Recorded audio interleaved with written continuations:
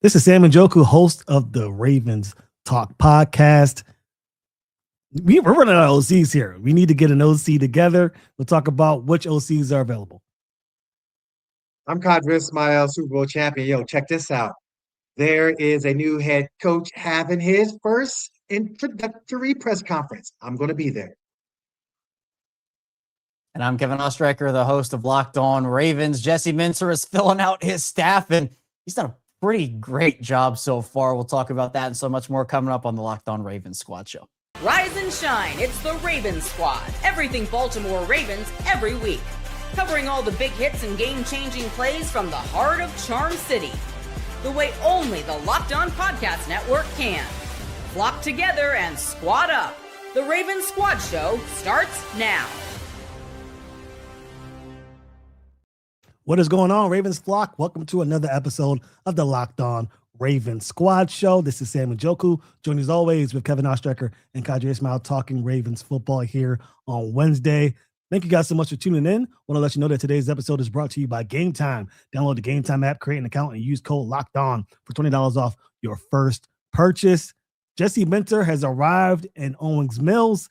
A great video on social media the Ravens put out with Jesse Minter coming in to a standing ovation. We are definitely excited about Jesse Minter coming into Baltimore to be the new head coach for the Baltimore Ravens, but he needs an OC, and lots of options are suddenly either getting snatched up, returning back to where they came from, or becoming head coaches. So we'll talk about that. One of those former OCs, Todd Monkin, former Ravens offensive coordinator, is the new head coach for the Cleveland Browns. So the squad will give their thoughts on that. And we'll talk about, as Q mentioned, Jesse Minter's press conference that is tomorrow. We'll talk about what we want to hear from Jesse Minter in his first ever statement addressing the Ravens flock. But first up, the OC options. There's a lot to get to with that because the Ravens, at least at face value, appear to be running out of options for offensive coordinator. Davis Webb maybe staying with the Denver Broncos. Nate Shieldhouse maybe returning to the Rams after not getting that Cleveland Browns position.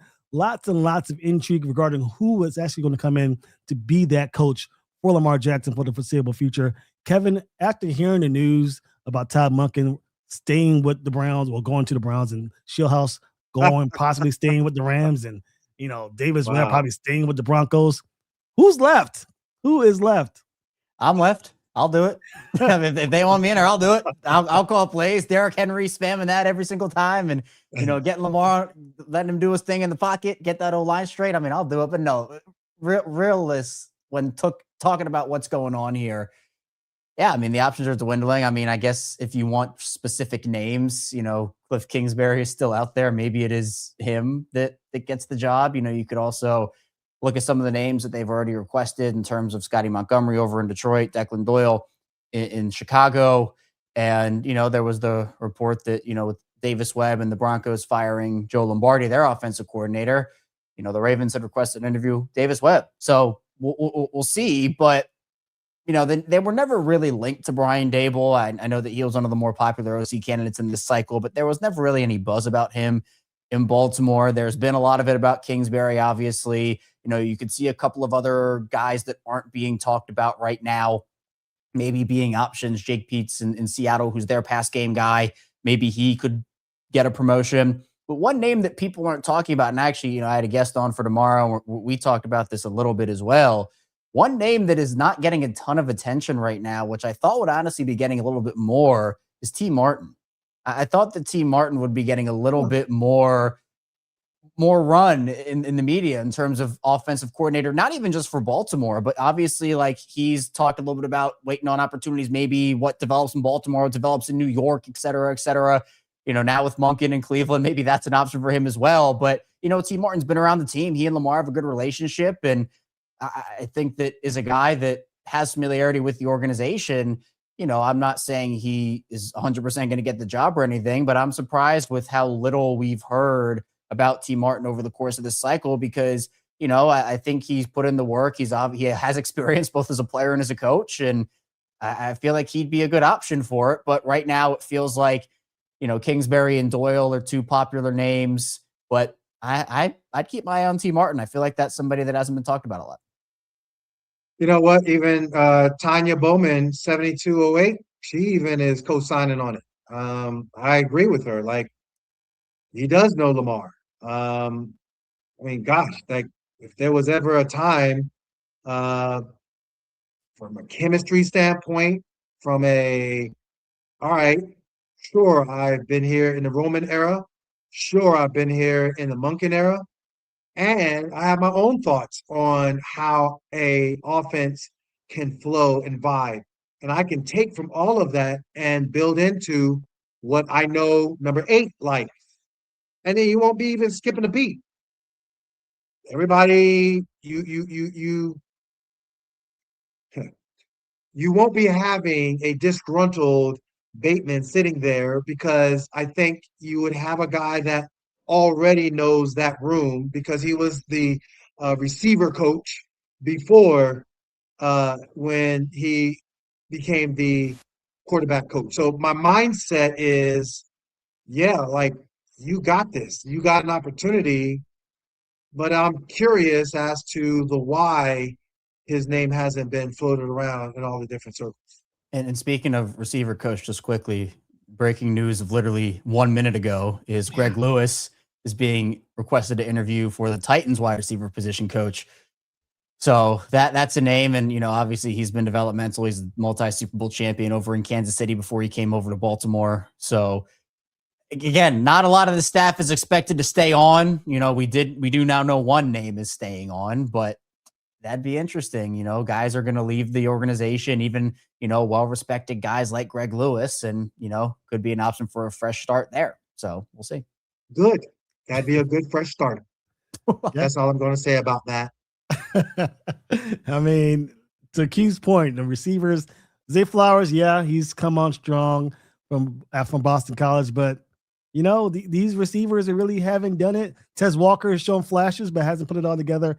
Neither has, Rashad Bateman, who I've heard people call a bust. I don't think he's a bust, but it would be great to get another wide receiver coach in here, a new offensive staff to come in here and change the landscape here. And speaking of that, let's continue with this conversation because Lamar Jackson is one that's probably promised for this to be a different outlook this season in 2026. New head coach, new offensive philosophy. And so far, nothing has really been pushed the offense's way besides the hiring of the run game coordinator. Do you think that Lamar Jackson could be getting frustrated, Q, with this, the lack of urgency to sign an offensive coordinator? Or do you think he's going to be patient and wait for things to matriculate? Usually good things happen to those who wait. Good things happen to those who wait. That's a great phrase. And the reason why you're still in the off-season phase. You're still, I shouldn't even say off-season. You haven't even begun the off-season. You're still in the, this is still the league year 2025. So from a Lamar standpoint, like my brain is shut off right now. Maybe if I was, the Atlanta Falcons and Kevin Stefanski and all that, and whomever their quarterback, maybe I would be like, all right, bet, give me the playbook. Maybe if I'm sitting there and, I'm Baker Mayfield now, I got a new coordinator, sure. Joe Brady doesn't really have to worry too much to give Josh Allen an opportunity to upgrade. Bo Nix is probably like, yo, man, I'm so strung out on these meds that they got me on to numb the pain of this broken ankle. So I'm not too worried about my offensive coordinator situation. The bottom line is that there's time. And we want to make sure you get it right when it does come to Lamar Jackson and making sure the familiarity or whomever, I'd love to have the familiarity, but get it right. Let's get the pieces in place before we go ahead and try to speed bump this thing and just assume. So, you talk about contract extension. If you're Lamar and Eric DeCosta and all that entails, let's get it right. Let's get all of it right. And I think for them to, if it's like March, we got a problem. But I don't believe that it's nowhere near going to be that late in the game. and they're still deciding on an offensive coordinator and all that. So we got time. Yeah, man. If it's March and they get it and they still don't have a guy, there are major issues. I mean, yeah, I agree. I don't think it's going to go nearly that long, and they're already doing their due diligence. From a Lamar perspective, I mean, I don't know how he's feeling, but if I had to guess, I'd probably say it's not an issue for him. Like you said, Q, we're still not even in the offseason yet. There are still openings across the board, still candidates that are available. Yes, the names that we were talking about literally just 2 days ago on the last squad show, now like 3 or 4 of them are no longer options, it feels like. But that doesn't mean that there aren't winning combinations. That's what I talked about when we were going through the head coaching search. I think there are a lot of winning combinations here, whether it was Kubiak and a good D coordinator that calls plays, or whether it was Minter or a good O coordinator that calls plays. Obviously, we're in that second timeline here, but I think that I wouldn't be mad because, again, I have come to terms with what happened with Zach Orr, and I have moved on, and I am okay with a first-time play caller. I'm not going to let that influence the other stuff about a potential first-time play caller as an offensive coordinator, because I think that, honestly, I think the coordinator can bring the best out of Lamar, and I think Lamar can bring the best out of the coordinator. I think it's a two-way street here, especially with a younger guy. If you're a first-time coordinator, and let's say you're going to a spot like the Raiders, and you don't know who Mendoza is going to be at the NFL level. You don't know whether he's going to be good or bad his rookie season, and your career maybe hinges on that because this is your first shot. It's a play caller, and that talent around you. Yeah, you have guys like Ashton Genty and Brock Bowers, but their wide receiver position isn't great. Their offensive line is terrible, and their quarterback's a question mark. That's a situation where, as a first-time play caller, you're like, I don't want this to be my first impression. But I think there already is such a high floor. The job of that coordinator, especially with Dwayne Ledford coming in as the O-line coach and the run game coordinator, if you bring in a pass game specialist, someone who specializes in that, like a Doyle or a Jake Peets over in Seattle, or, Kingsbury and his offense still gives me a little bit of pause, but we know he's a great offensive mind. I'm not doubting that part of him. So if you bring in somebody like that, Kingsbury obviously is the experienced guy in these conversations, but if you bring in a first-time coordinator, first-time play caller, I think that the floor of the Ravens offense itself can help that coordinator, and the coordinator with their ideas and their new philosophies can help raise the floor and the ceiling of everybody else. But again, you do have to get it right, because I don't want to be in this situation where the message is coming across as just throw anybody in there and Lamar Jackson will save you, because that's not what I want for this team. I want it to be a group effort here. And I think that, look, the step from Greg Roman to Todd Monkin was significant, and the offense improved, and we saw a lot of good things. But now it's about taking the things that Greg Roman did, because they kept a lot of that run game from Greg Roman. And Todd Monkin obviously added in his sprinkles to stuff. And now it's about taking what you got from that and elevating it again to the next level. And I do think that a younger coordinator, again, if the news was Davis Webb coming in as the O coordinator, I'd be over the moon. I'd be ecstatic with that. Declan Doyle, someone who, yes, it's Ben Johnson's offense there. Yeah, it's Sean Payton's offense in Denver. It's this guy's offense here and there. Well, these guys have been learning under these guys, like Shieldhouse with McVay, training with these guys and being able to understand how everything works. So to me, I think that those guys are ready, but you have to be able to get it right in terms of who you're bringing in, because if you don't, you're going to have other issues. And even if you do, there's still a possibility that the Ravens get caught up in the offensive coordinator head coach cycle, where after a year of a great season with Lamar, a team wants him to be their head coach. And then you're back to square one looking for somebody else. But again, that doesn't matter to me. Just bring in the best guy. And if it lasts for a year, it lasts for a year, but make sure that it's the best guy. I appreciate KO's perspective on it. When you're talking about young players developing, and when you're talking about coordinators young and developing, those young players, when you got those early contracts and everything, it just builds up for better leverage. Same thing with coaching. But I also think if that young play caller is ascending, it's like you can negotiate from a contract standpoint to stay with the team, but also continue to cut your teeth and not be so, I'm just going to jump to the head coach and that's it. So it's a fine line, like in my mind, a Declan Doyle I just don't see it being him just jumping right away.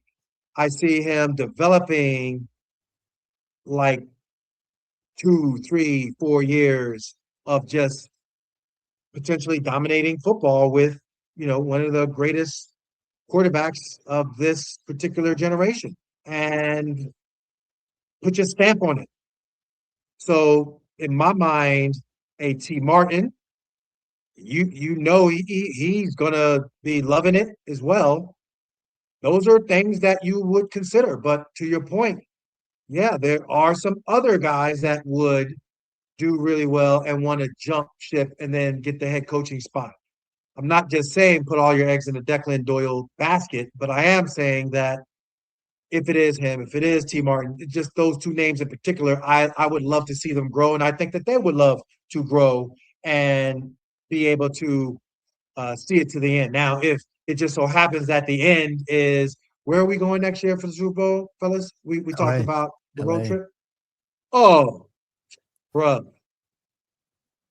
When we go past Kansas City and we have our steak dinner and we just keep on driving, we'll drive out through Missouri into Nevada. And we're going to stop by, homeboy's hometown. And then we're just going to go over to the M. And we're going to be like, so this is the hotel of the Las Vegas Raiders. Oh, well, they're not going anywhere. Oh, well. And then we'll just keep on going out to L.A. And so when we out there in L.A., now, if the offensive coordinator just so happens to be hoisting up the Lombardi, well, he wants to get a head coaching job then, who cares? Because we're going to be straight up chilling with our third Lombardi in such a franchise's infancy. And then all the Steeler fans going to be like, yeah, but we got more. Yeah, but see, we're not as old as y'all. Say something. Yeah, what up? Exactly.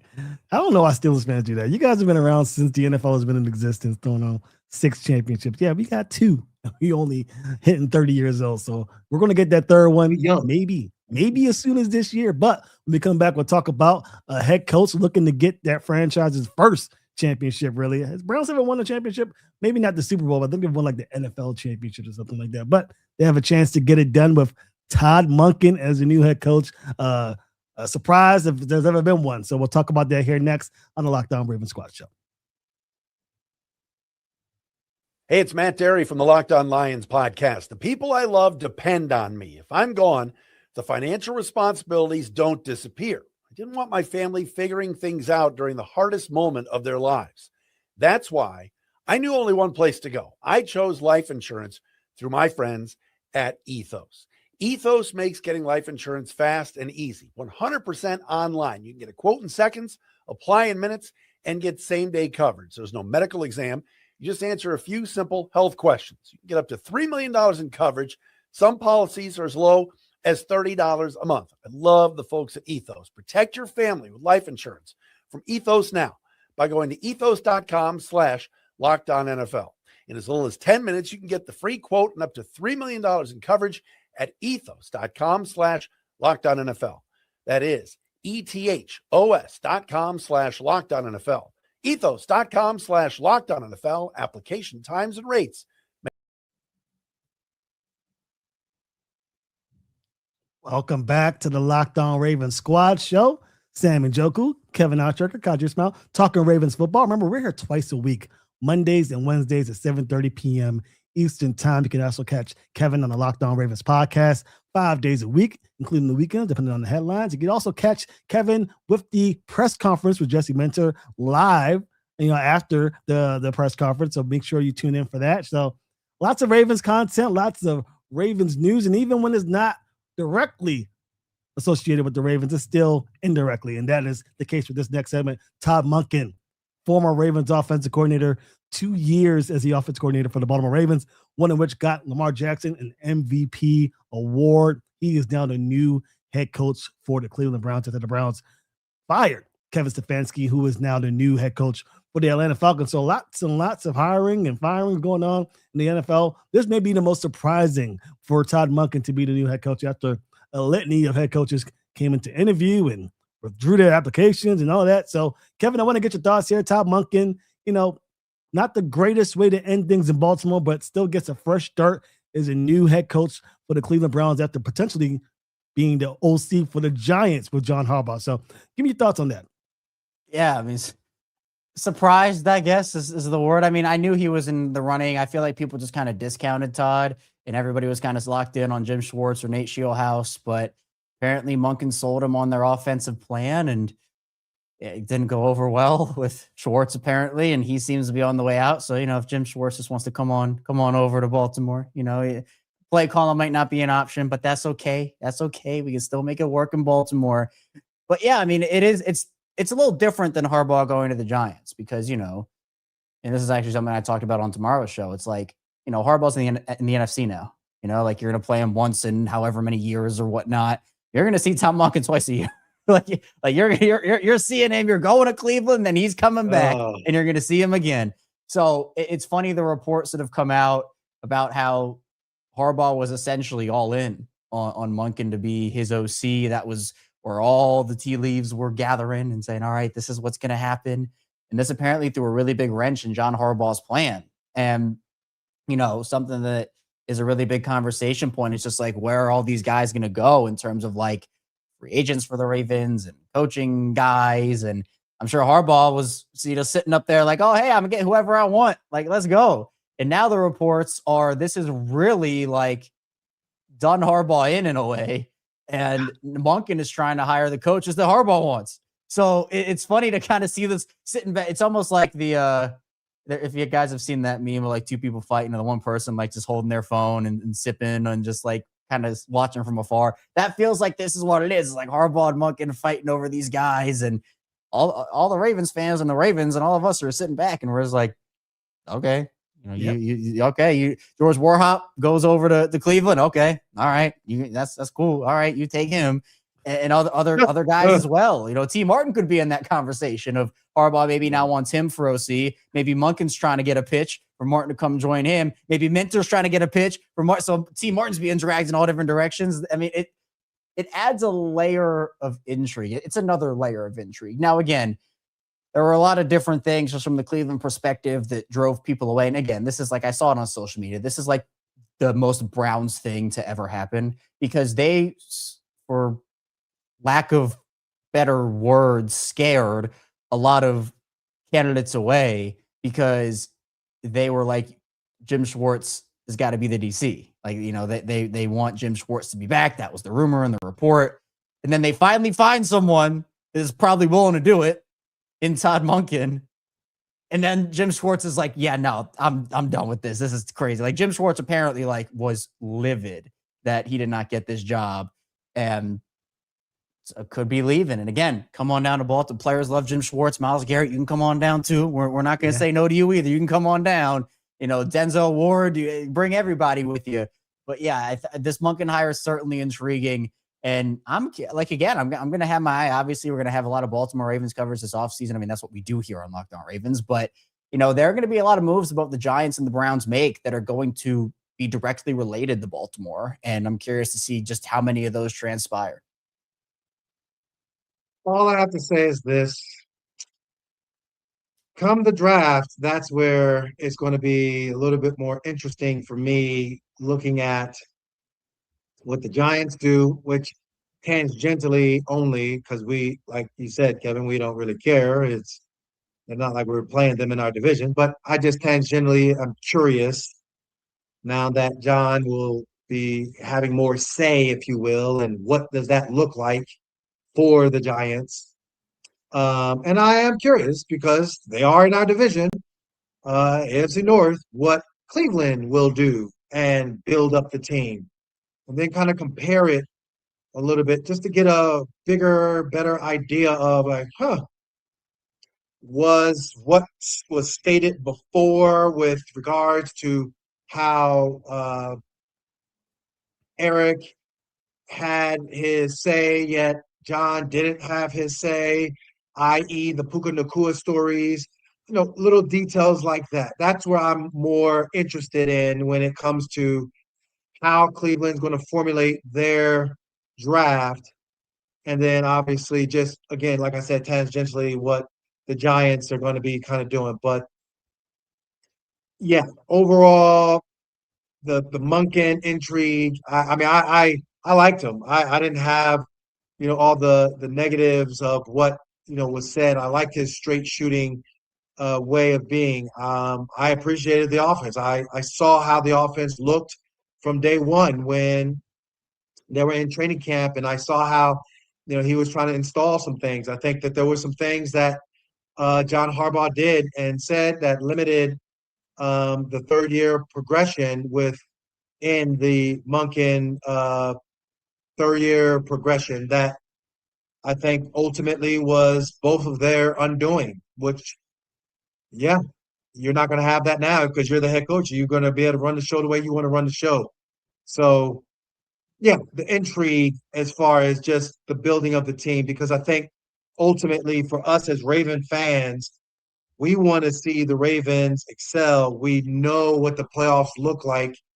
And those defensive fronts, my God, man, there's something to be said about only rushing 4 and getting home. It makes life uncomfortable for any quarterback. My goodness, we saw how it is when you create turnovers and give your offense short fields to work with. We've seen all of that. So, yeah, let's see what it comes about building this football team, and in particular what the others were like when they were here, but now they get a chance to quote unquote build their team, just to kind of put that in the back of our minds. I do want to say this quickly because I've been thinking about it. 2 names. We talk about former Raven coaches and former Ravens. I wouldn't be shocked if Anthony Weaver got that DC job in Cleveland if Jim Schwartz is on the way out. And also, who knows what the relationship between Todd Monkin and Zach Orr was.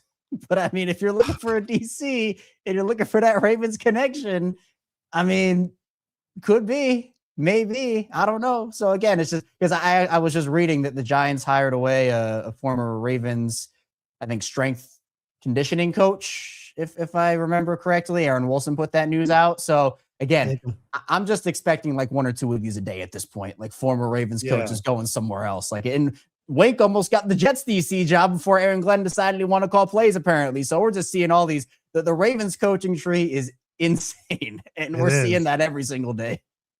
Everyone, it's all over the place. But I'm very interested this next season. We don't play the Giants, unfortunately. The Ravens don't, but we do play the Browns twice next season, obviously, because they are in the division. Very interesting to see how, are we going to look more like the Pittsburgh Steelers-Ravens rivalry? Because the Browns and the Ravens, even though they have some tension, it's nothing like what it might be with the new head coach probably really wanting to get a couple of dubs against his former team. But one more interesting note here, and we talked about this in the beginning of the show, because of the hiring of Todd Monkin, Nate Shieldhouse is no longer in consideration for the head coaching job, and now he's not even trying to be the OC. He's going to be the pass game coordinator for the Rams. Q, are you surprised by that? Are you surprised that he's deciding to go back to the Rams and not even entertain the chance of being the OC for the Ravens or the Jaguars? No, not at all. I mean, I think guys know where they're at in their career and their mindset. I think the Rams, clearly everybody wants, the McVay tree. So there's going to be more opportunities that come about again. It's not that I think, this is a bad thing for him. They're a good organization. They drafted incredibly well. They clearly, ownership-wise, do whatever needs to be done to win. And so it's not like you're going back to a terrible situation. That to me, I think, is really where, you see guys that they know, like, all right, let me not be foolish about this. I know that if I get another shot, I'm going to be in the right place at the right time, and it's going to be the right move for me and my family. So those are the bigger picture things. I think sometimes when you just jump too soon and think that you're going to be okay, that doesn't necessarily always work out for your best interest. Yeah. I mean, I'm not necessarily shocked by it. Again, definitely the point of like, you want to be able to go to a good situation. If you're just kind of settling for something that is probably going to hurt your career more than it will help it. It's kind of like, like Ben Johnson, he turned down a couple of opportunities in other cycles to stay in Detroit. And then he found one that was right for him, like 100%. Like a lot of these guys, I feel like it is the right spot. It's why teams like Cleveland and Arizona, Vegas, I feel like are kind of zeroing in on Kubiak or Webb. So I'm not necessarily throwing them in this conversation right now, but like I've heard like 2 things the entire cycle about Arizona's head coaching job. Like there's been nothing about that because it feels like no one wants it. So I think it's honestly, it's an okay decision for me. Like I understand. And again, I'm not saying the Baltimore OC job would have been bad for Shieldhouse. I think it would have been very beneficial for him, but I guess maybe he's just betting on himself that, with another year with McVay, he can make a leap to a head coaching spot in a situation that he feels like is better for him. So we'll see. I mean, I would have loved, he was my top choice for a guy. And again, that's what, everything is saying right now that he's going to go back to LA. So we'll see. And also, I do also have more breaking news. The NFL, the first Protector of the Year award, the nominees are out. And I cannot believe that Daniel Falele was snubbed from this list. This is a travesty. Humanity. This is a travesty. My God. No Ravens offensive linemen nominated. All 5 of them, man. That's crazy. Gosh golly.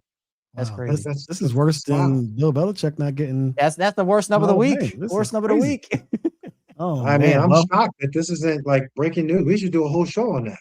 Yeah, we got to start, and this one start up a new one. We got another one. You guys got another 60 minutes in you guys, Ravens Flock. Yeah.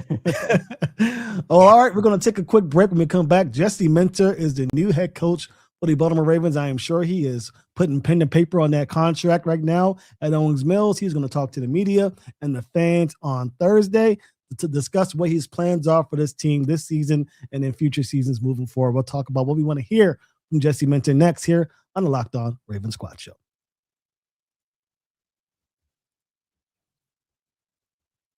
There's nothing like being in an NBA arena. The crowd, the energy, the moment. Getting tickets, though, that part hasn't been so simple. That's why Gametime has become the go-to app for scoring tickets fast. Without the hassle, it puts the advantage back where it belongs with the fans. Pulled up the Gametime app, picked up upcoming NBA games, and had tickets locked in within minutes. Love seeing the all-in price up front. No surprise fees at checkout. I know fans love that very much. So do I. Zone deals stood out. Choose the section. Gametime picks the seats, and you save. Everything feels quick, intuitive, and stress-free from start to finish. Take the guesswork out of buying NBA tickets with Gametime. Download the Gametime app, create an account, and use code LOCKEDON for $20 off your first purchase. That's LOCKEDON for $20 off. Download the Gametime app today. And remember, it's gametime.com, not .com.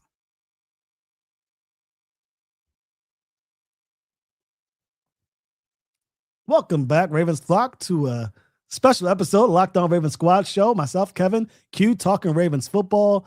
Jesse Minter, the new head coach for the Baltimore Ravens, only the 4th ever head coach for the Baltimore Ravens after 18 years of service from John Harbaugh. He is going to talk to the media for the first time as the head coach. Lots and lots of questions for Jesse Minter. We haven't really seen or heard from Jesse Minter, but he's had a statement or two since the hiring. Q, what do you want to hear from Jesse Minter after his first ever, speech or I guess conversation with the media? And I'm sure he's be speaking to the fans through the media. What are your expectations and what do you want to hear from Jesse Minter in this contest, this conference? Yeah. I think more than anything, just the tone of his voice, the direction he wants to see this team go in. I'm sure, our colleagues are going to be asking him, hey, what were the conversations between you and Lamar?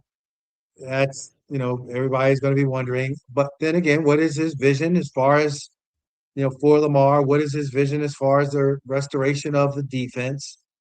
The way his presence, his aura. If he's aura farming, great. If he's in a scenario where we talk about some 6, 7, then we probably are going to have to be like rolling our eyes and hoping and praying that he has a strong staff. I think that's where we're at. We don't want any. So we don't want any situations where he's put a level of doubt in our minds as opposed to giving us confidence in what he is going to do for this Ravens ball club. All right, well, that's all we have. We're done here. No more aura forming talks or any of that. We're done. You wrap it up. No, if Jesse Minter says the word 6'7" during his press conference, I will run the old Ravens conditioning test here on stream. I will do it.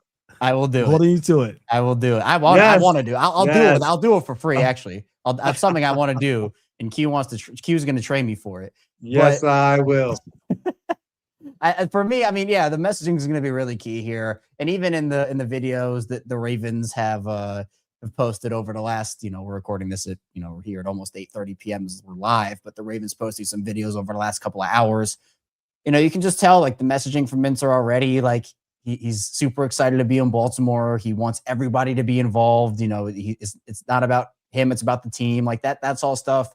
But yeah, I mean, there's going to be a lot of questions probably about his vision, 100%, and things that he wants to do. I'm sure there'll be questions about this staff and what he's looking for there too. Yeah, like those are all going to be things that I think are important, but more so, I don't know. I'm curious to see who's going to be there in terms of, how many players are going to be there for his press conference. That'll be something in Q. Maybe you can report back on that with players and who's sitting there for that. And again, I don't think that tells you anything one way or the other in terms of like, oh, if you don't show up, you're bad. No, I'm not saying that, but I'm just saying in terms of like, I think Minter already has a lot of support in the organization. Obviously, he's familiar with the organization.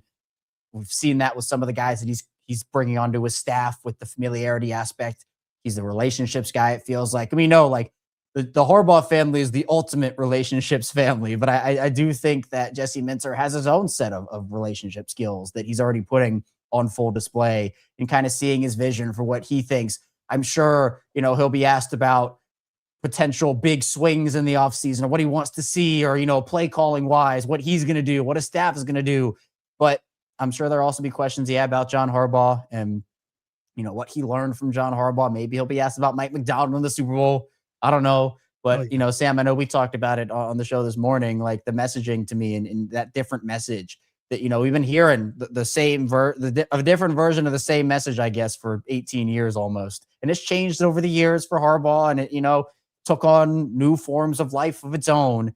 But I'm excited for this new era of Baltimore Ravens football. And it feels real, obviously, but it's going to feel more real once he sits down. He's with DaCosta and I don't know if Steve's going to be there or not, Ozzie, et cetera, et cetera. And, he's taking questions from the media being in that building. That's when I think it's really going to hit me. Yeah, I think Eric DaCosta and Sashi Brown will be there.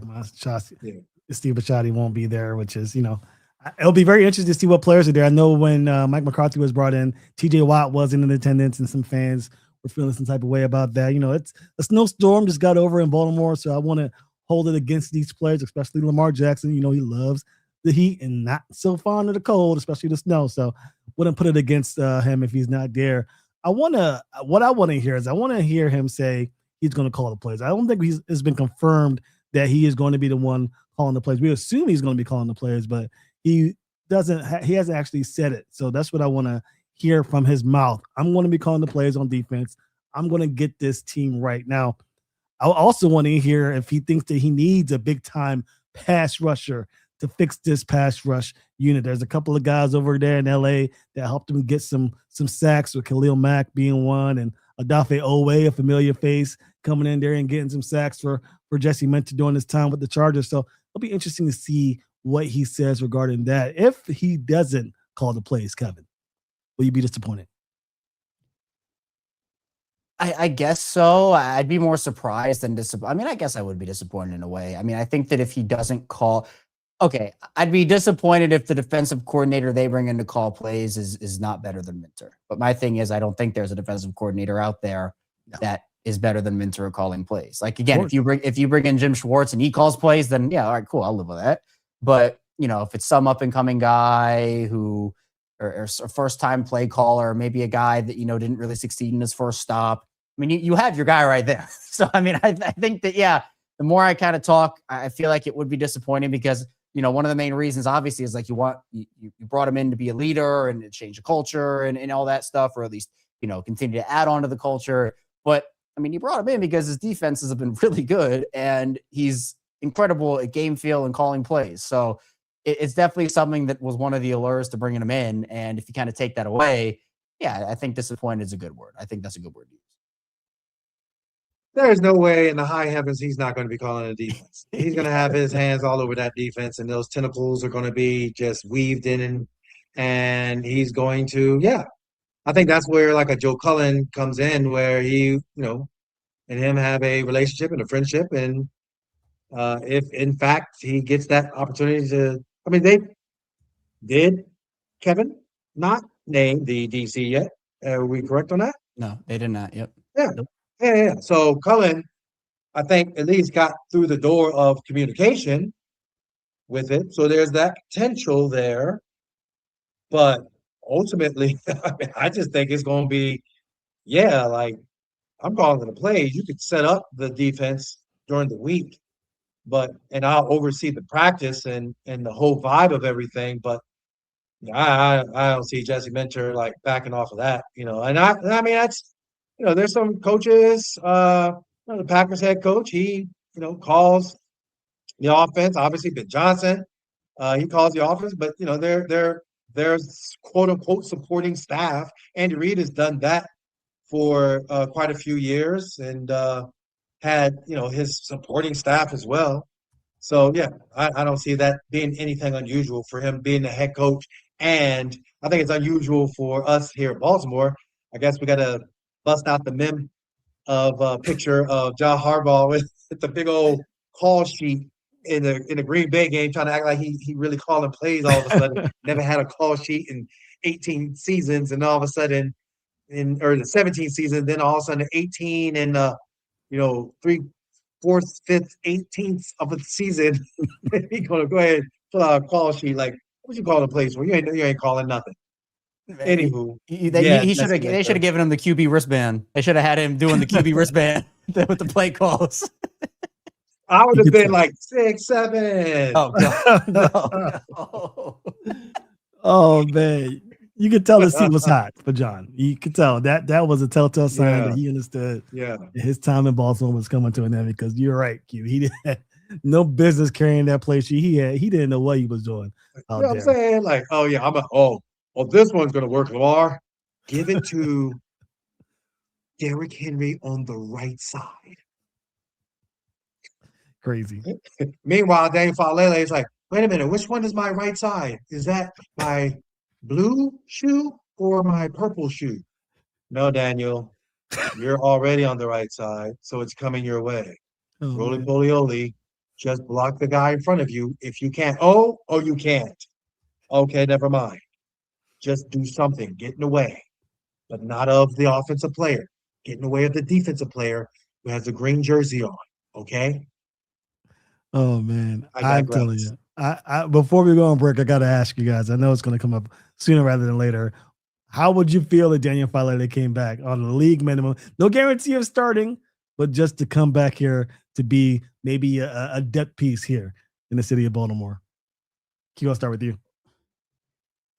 I'm not even going to entertain that. I'm not. I'm just not. Just roly-poly-oly. No.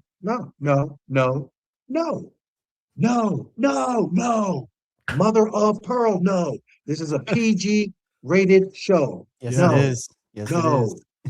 No. Oh, man. No. Heck no. Mother of pearl. No. And Bobby Palmer 1161. Who the heck in the world is QuadDrop? Well, Q, I didn't know you were so adamant on getting Daniel Falele back in Baltimore. That's if I couldn't tell. But no, I mean, Sam, I know how you feel. I asked you this question this morning. You said negative 50 million or whatever your percentage was of him coming back. I mean, no, I don't think there's a chance, just because there's no connection anymore. Obviously, like, there have been stuff that's come out about, Harbaugh and Falele and, them being linked together at different points. And, there's just not a connection anymore. There's literally no reason to bring him back. and I said on the show this morning, and if you listen to the show this morning, you already heard this, but like, it feels like the Brandon Stevens situation times like a million, because, you know, at least with Stevens, he had the 2023 where he was incredible. And then in 2024, he just kind of fell off and it wasn't great. But you know, Falele had 2 years of just not good football. And even when the moments were good for him, it was just replaced with a whole lot of bad. And like, that was the problem, where there just wasn't a lot of growth. And honestly, like, I am curious to see what it would have been like if they never moved him inside to guard. And honestly, if they just like let him develop more. Like, he was thrust in there. And, you know, that was one of the big problems, especially this year, is like, there was no competition. No one was pushing him, in my opinion, with the competition on the line. And that's a huge problem, especially for younger players, where I think that's really important. Of like, hey, you know what? If you're good enough to win that job, then awesome, we're going to give you the job. But you have to earn that job. And it felt like they didn't earn it this offseason. And I'm including Voorhees in this as well. And I know Voorhees was less of a problem than Falele, but both didn't have great seasons. But it felt like they were just like, all right, here you go. Day one of training camp. That job is yours. And again, like, we know DeCosta didn't do enough to bring in guys on the O-line to compete with them. You know, we know that John Harbaugh throughout the year was pretty stubborn about those guys. And, you know, we were all seeing it with our own eyes of, this line isn't playing well. And John Harbaugh go up there every week and saying, yeah, it's pretty good. So, you know, it's like that type of stuff just felt like, you know, like Daniel Falele didn't play well this year. We know that. But I also don't think he was put in the right position to succeed by the organization. And, you know, to me, I think that both things can be true. But at the end of the day, he should have never been in that position in the first place, because the coaches should have seen it. They should have pulled it. They should, you know what, Emory Jones, sure, you know, it could be worse, but it also could be a whole lot better. And at that point, what'd you have to lose? Shuffling around the O-line. So, you know, even if it was signing a guy, you know, like you had Laken Tomlinson later in the season. Yeah, it took him some time. And I know the Ravens preach continuity, but at some point, something had to give. And while they got better over the course of the season, like, I thought the Patriots game, the O-line played great. The Packers game, the O-line played great. But at that point, it's kind of a too little, too late situation. And here you are fighting for your life against the Pittsburgh Steelers. And we know how that went. So I don't think Falele is coming back. I'd be pretty surprised if he did. I think he'll probably end up in New York or Cleveland, and that'll be the end of that. It's open. As long as he's not in Baltimore, I'm okay with it. Same with Andrew Voorhees. I mean, you know, he had a year left in his contract. I was so ready for him to go. He still has a year left in his contract, but get these guys out of here. Let's inject some talent into this offensive line and get back to where the Ravens were before the 2025 season. We're going to take a quick break. When we come back, we'll touch on some more personnel decision-making with Jesse Minter as the new head coach. We'll get our thoughts on that here next on the Locked On Ravens Squad Show.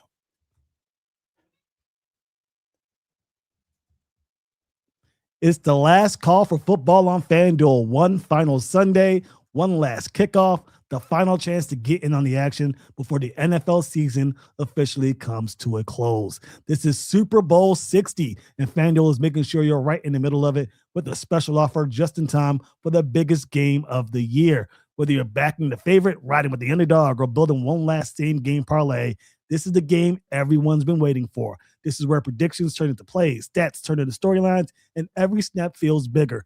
It's the perfect way to cap off the season and make the Super Bowl even more exciting from kickoff to the final whistle. If you're a new customer, bet just $5 to get $200 in bonus bets if you win. Make it count, because after the Super Bowl, the season is over. Last call for football on FanDuel, an official sportsbook partner of Super Bowl 60. Visit FanDuel.com to get started. Welcome back, Locked On Ravens Squad Show. We're here twice a week. Don't forget, on Mondays and Wednesdays at 7:30 p.m.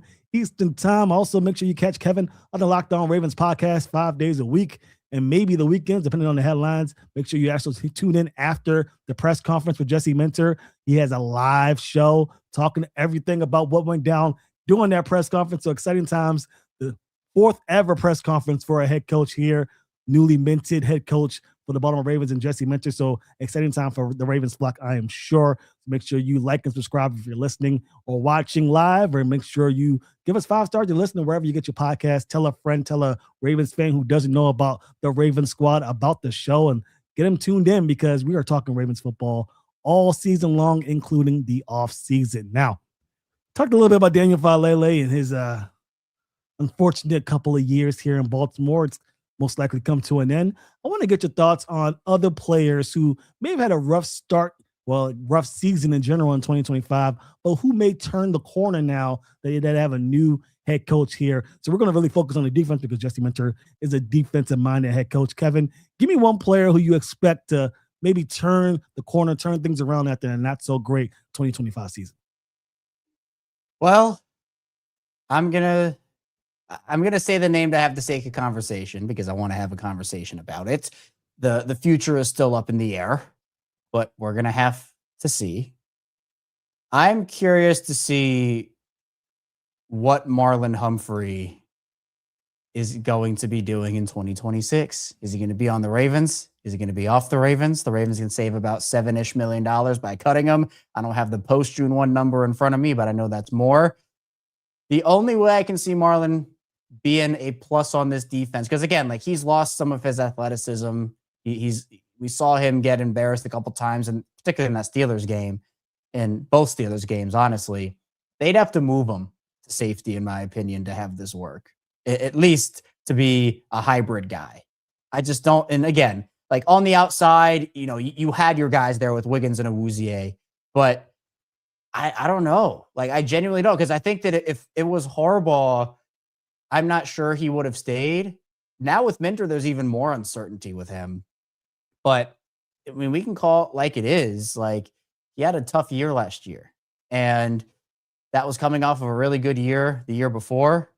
He had himself in a lot of moments to make big plays this year. I mean, I'll never forget that Breece Hall fumble he forced as he was trotting into the end zone in that Jets game in the fourth quarter.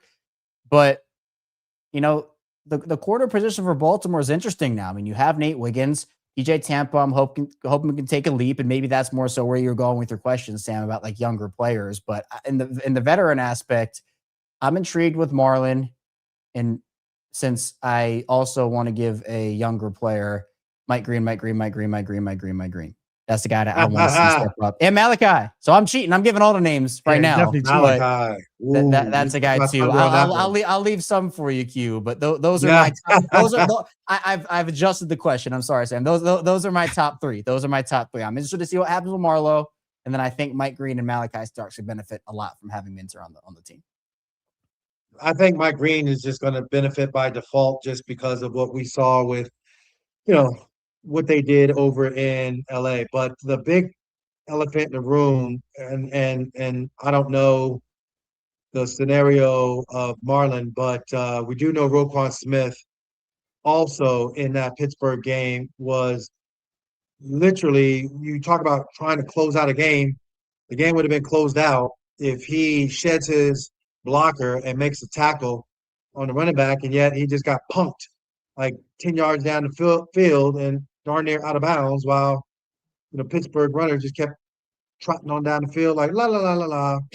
And we saw that way too many times. I think there's only one game where we saw Roquan Smith ball out, and that was Cleveland.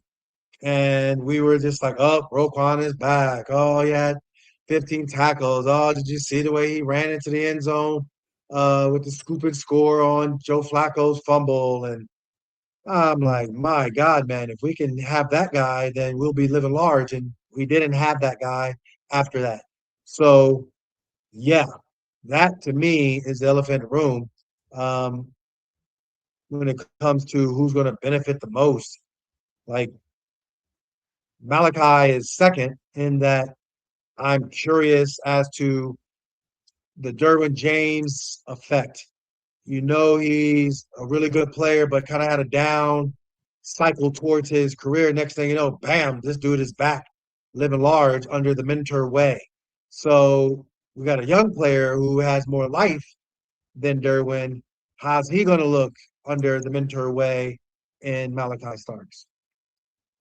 Yeah, I agree with you. I'm going Malachi Starks too. That's just the first thing that pops into my head. I mean, he had an okay season here, but I think with the pass rush that we're going to get here, hopefully under Minter, and he's going to have a lot more opportunities to get to the ball. He's getting that ball hawk tendency. He's had his head around the ball a couple of times last year, but nothing came to a fruition, at least not more than I will hope, less than I will hope, but hopefully more is on the horizon for him as well. One more question for you guys before we end the show. Trey Hendrickson is probably, by all considerations, the number one free agent available. So much so that I've seen it in the chat already in the past 60 minutes or so about him possibly being a Raven. Would you guys be unopposed or opposed to him coming to Baltimore? Kevin, I'll start with you. Or would you rather them trade for a guy like a Max Crosby?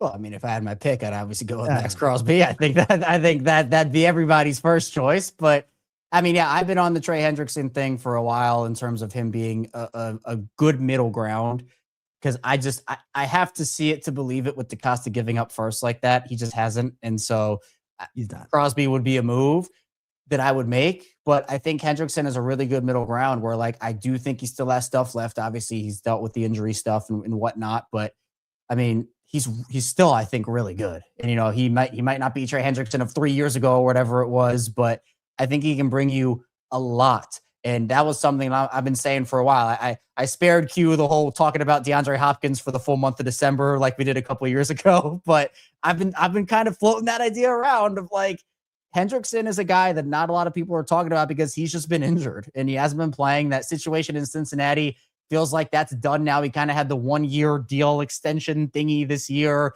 to kind of put off the inevitable, in my opinion, of he's not going to be around there next year, which honestly, even if he doesn't come to Baltimore and he goes somewhere else, that's a win for them as long as it's not Cleveland or Pittsburgh or one of those other competitors, because Hendrickson's given them problems over the course of his time in Cincinnati. But Hendrickson makes a lot of sense for me. You know, I still think Crosby's the move that you should make, but I'm just, again, I have to see it to believe it with a move like that for Eric DaCosta. And if I'm assuming he's not going to make that move, then Hendrickson gives you a nice middle ground between super splashy move and, you know, doing maybe a couple of minimum to like $10 million a year signings. Hendrickson gives you a nice middle ground. He's a baller, shot caller, and his production is totally evident. And as long as he's healthy, I have no problem with Hendrickson. I liked his game for a long time. He was always a disruptor. And if he's still got life left, and if Mentor can get it out of him, like, let's do it. You know, like, don't give me that whole right player, right price philosophy. Give me a splash player at a good, strong price, meaning don't cheapen it and make the guy feel like you took his lunch money. Like, make it feel like, yo, you sitting down at the table at a 5-star restaurant and we're going to expect you to ball out and have some dessert and eat in LA and hoist up the Lombardi. That's what we talking about. Not this, well, you know, we can go to IHOP or the Waffle House. No, we want you to go out there and feel like you balling at some fancy steakhouse and living large. That's what I want to hear, and that's what I want to see. We'll see if it happens. Jesse Mentor's press conference is tomorrow, so make sure you guys tune in to the post press conference stream with Kevin Oestreicher afterwards. So make sure you guys tune in for that. It's going to be a very exciting time. I'm very excited to see what Jesse Mentor has to say that we talked about here on this episode. But that is going to do it for us here at the Locked On Ravens Squad show. Again, make sure you tune into that live stream tomorrow after the press conference. It's going to be a doozy. We're going to hear a lot of things to get some things settled here in regards to what Jesse Mentor is playing here for the city of Baltimore and the Baltimore Ravens in general. So for myself, Kevin, Q, thank you guys so much for tuning in to the Locked On Ravens Squad show, and we will see you on Monday.